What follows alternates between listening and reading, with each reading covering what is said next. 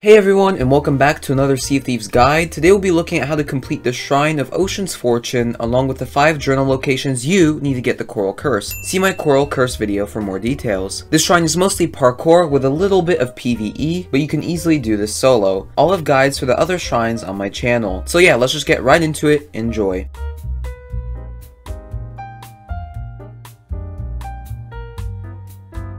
Alright, this shrine is in the bottom left corner of the map. Sail on over, or if you're far away, consider server hopping the spawn a little closer. Real quick note, I would do this shrine with no treasure or important items aboard your ship. There's nothing more annoying than coming back to your ship and realizing all of your stuff is gone. So just take the extra time to sell it before doing the shrine. Anyway, you can enter the shrine through the purple glow. If you don't know what this is, it's explained in my season 4 video, so go check it out. Swim down and enter through a hole in the bottom of this large door. It's journal time!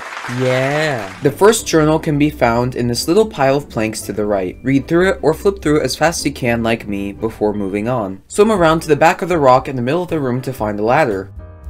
Climb up. See that locked door? To unlock it, head over this way and use this pulley to move the platform over to the left.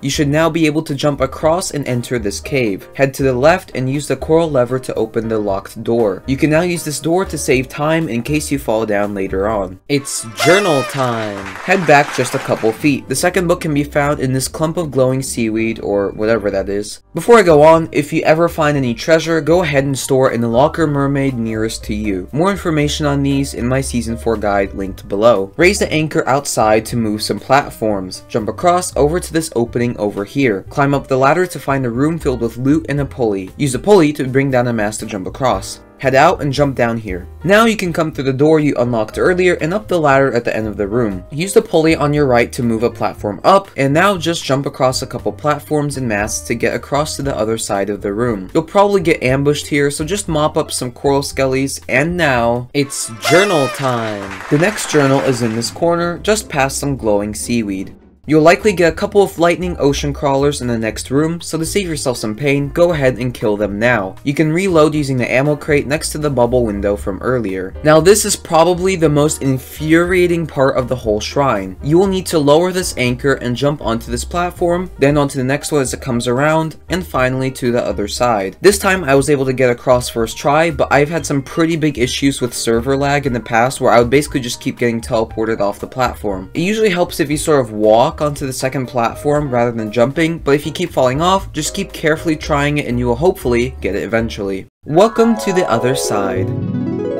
Climb up, head across, climb up again, and now you'll have to fight a few enemies. You can find an ammo crate and supplies across this little bridge. If you jump down, you can find this red coral throne. This throne will hold the breath of the sea if you do the shrine after receiving a coral message in a bottle instructing you to go there. Again, this is covered in my season 4 vid. Also, it's journal time! You can find the 4th journal by walking over to the shipwreck to the left of the throne. It is in the left corner next to some green seaweed and blue coral. Follow this path around the room to get access to a shipwreck which usually has loot on it. Then keep following the path up this way. In this room, you'll need to once again fight a few enemies. The ammo crate can be found to the side of the room. Also, just ignore this bubble window, it's more of an emergency exit. Head up, and now we're on to the last room with some more parkour. Here you'll need to use wheels to rotate masts to get across to the other side. Quick note, rotating one wheel rotates the whole structure, so if you're doing this with a crew, make sure to coordinate. With this first one, if you want a shortcut, you can use a sword lunge with a jump to the right to skip a little bit. Alright, rotate the next one, run across, climb up, and now you have an option, or should have an option, for some loot, which should be in that shipwreck, but it didn't spawn for me. If there is some, rotate the mast in that direction, and be sure not to do that. Or that. Jump across while minding your head to get the treasure, if any spawns for you. Back at where you were earlier, rotate the mast this way to move on. Rotate the next mast like so, and once you're over here, it's journal time! The final book can be found towards the top of the shipwreck to your right.